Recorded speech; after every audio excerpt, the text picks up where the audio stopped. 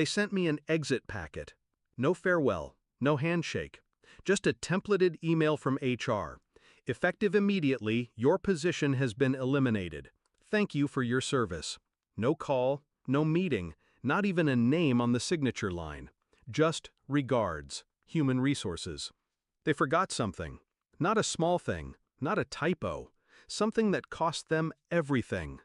They forgot my name was on the founding license. $300 million worth of forgetting. I closed the laptop, poured a glass of bourbon, and smiled into the quiet. 10 years. I built that company from a napkin sketch and 3 maxed-out credit cards. They all laughed at the idea, back then, called it a hobby, a pet project, barely scalable. But I stayed. I built the code, wrote the architecture, designed the product from scratch. They brought in investors. I brought results. They brought in consultants. I brought sleepless nights. And when it started making real money, they started carving my name out like a tumor, bit by bit. They stopped CCing me on strategic calls, stopped inviting me to board dinners, redefined my title until it meant nothing but paper. And when I pushed back, they smiled, like I was the one being unreasonable.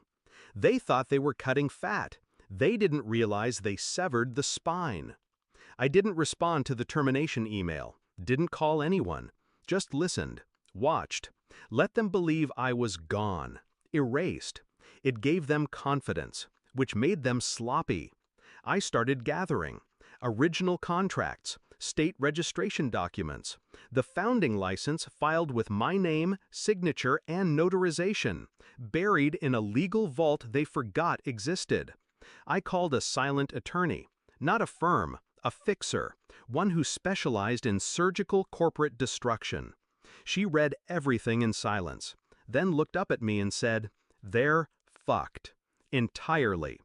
We began without a word to them, an injunction filed quietly, freezing accounts, halting board actions, flagging the upcoming acquisition with legal barriers thick enough to choke a whale. Their CFO panicked first, tried to call me. I didn't pick up. I wanted them to sweat, to wonder what shadow had just wrapped around their throats. They called an emergency meeting.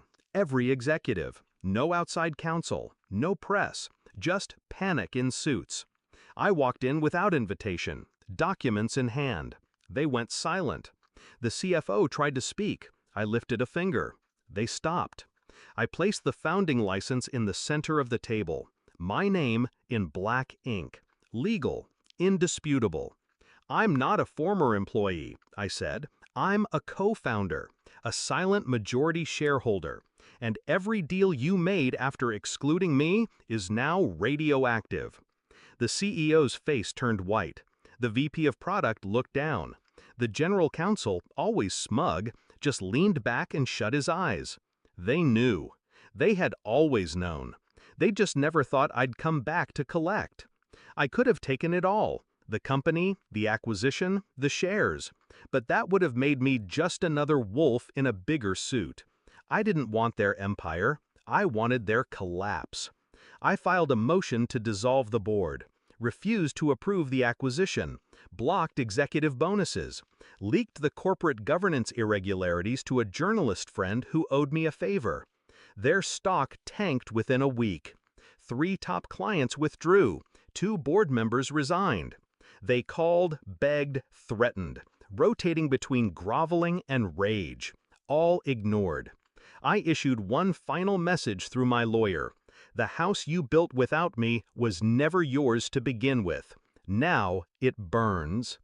The office building still stands. Glass panels, chrome, steel, and silence.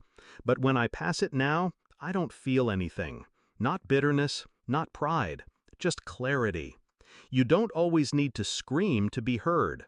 Sometimes the sharpest vengeance is paperwork filed in the dark. I gave them 10 years of loyalty. They gave me 1 line in an email. Now, all they have left is regret.